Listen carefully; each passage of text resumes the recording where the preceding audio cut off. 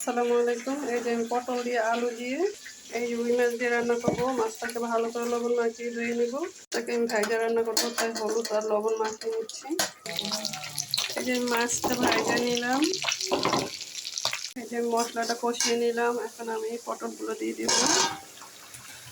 পটলটাকে আমি একটু কষিয়ে নেবো মশলার সঙ্গে।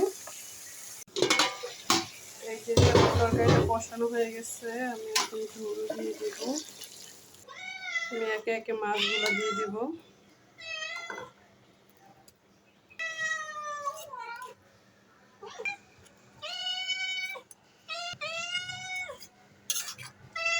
মাছগুলো দিয়ে দিলাম, এখন আমি ঢেকে দিব, ঢেকে রান্না করে নেব। টমেটো